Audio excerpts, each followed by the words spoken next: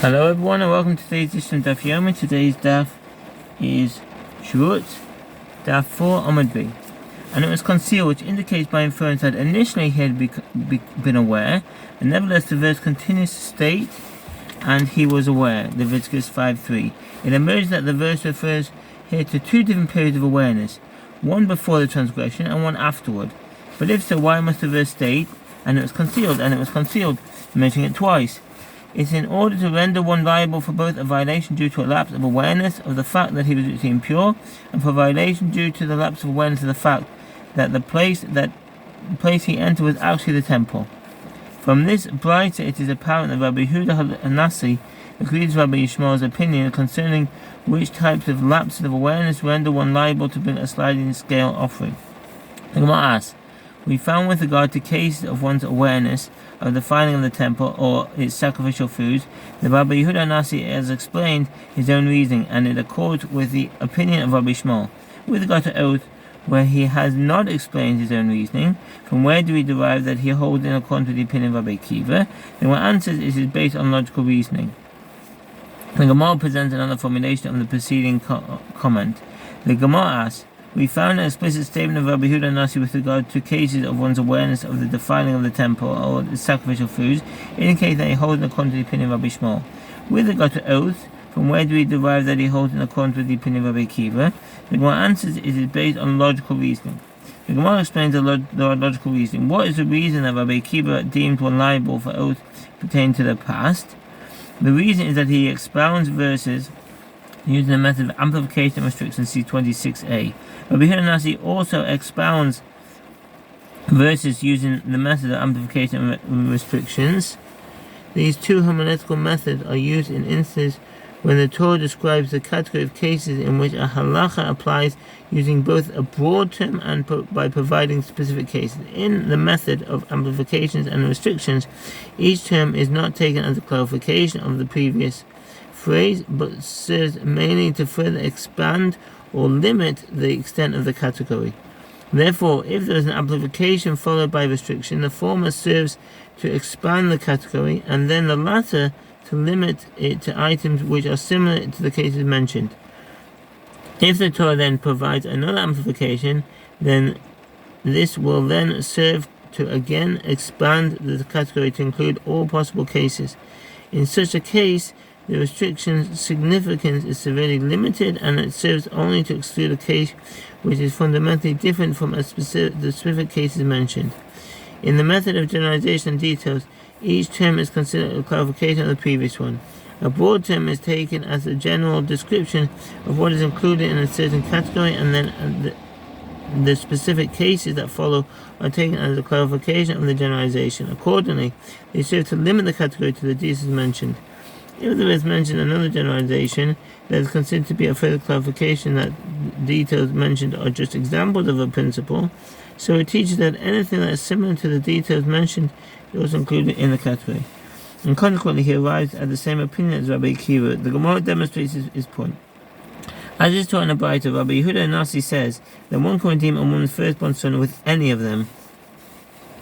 A woman's firstborn son can be redeemed with any item worth 5 shekels that is movable and has an intrinsic monetary value. Therefore, one cannot use land, as it is not movable, and one cannot use a promissory note, as it does not have intrinsic monetary value.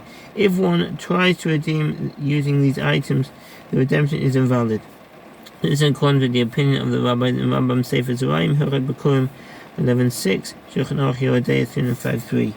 With 5 shekels, except for promissory notes, and the rabbis say that one can redeem a woman's firstborn son with any item worth 5 shekels, except for Canaanite slaves, promissory notes, and land. The Gemara explains what is the reason of Rabbi Yehuda Nasi. What is the reasoning of Rabbi Yehuda Nasi? He expounds verses using the method of implications and restrictions. Accordingly, he expounds the verse and its redemption from 1 month you shall redeem, according to the valuation of 5 shekels by the sacred shekel in Numbers 18:16 as follows. Concerning the phrase and its redemption from 1 month, since it does not specify that only certain items can be used for the redemption, the verse amplified the category of items that can be used to redeem the firstborn, intimating that many different items can be used. Then with the phrase, according to the valuation of 5 silver shekels, the verse restricted the category to items that are similar to silver shekels. Then with the term you shall redeem, the verse again amplified the category. The mitzvah to redeem a firstborn son is mentioned in several places in the Torah. Exodus 13:2, Numbers 3:11-13, 3:44-51. Following the plague of the firstborn, the Torah proclaimed that a woman's firstborn son is deemed consecrated to God. The boy's father must therefore redeem him from a priest for a fixed sum of 5 shekels.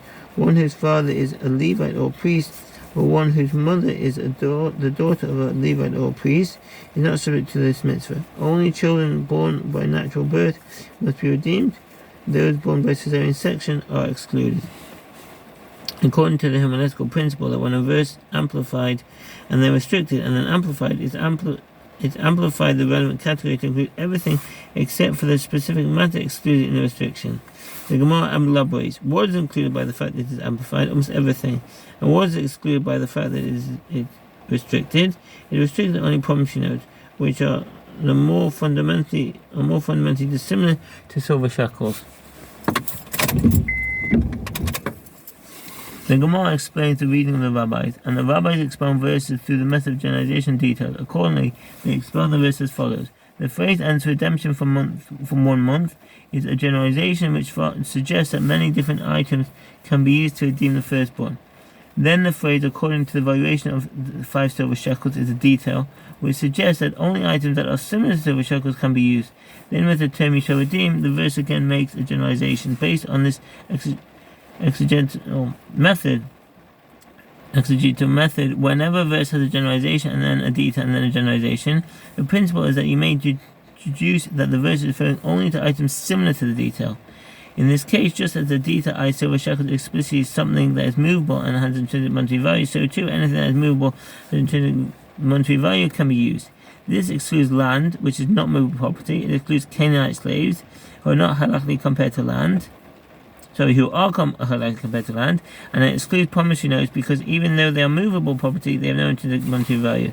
Ravina said to Amema, does Rabbi Huda Nasi really expound verses through the method of amplification and restrictions? But doesn't Rabbi Huda Nasi expound verses through the method of generalization and details? This is as it is taught in the Braita. The Torah provides a process by which a Hebrew slave who has already completed 6 years of servitude may continue on as the slave of his master, and you shall take the awl and put it through his ear and in the door. In Deuteronomy 15:17, from this verse I have derived only that an awl can be used. From where do I know that to include the thorn of a palm, a hassle? What's the footnote? A soul, the thorn of a palm. A similar term is mentioned in the Bible, Ezekiel 28:24, refers to a thorn that grows on the leaves of the palm tree. So that's a thorn.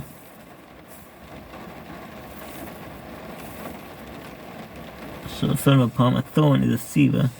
A thorn, is mentioned in the Bible, and the ancient Bible is identified today with the thorny burnet, Cercosporium spinosum of the rose family. Was a small bush 30 to 60 centimeters high. It is tangled and thorny. It is commonly found in the hilly areas north of Beersheba, covering large areas on the peripheries of groves and places where thickets are found.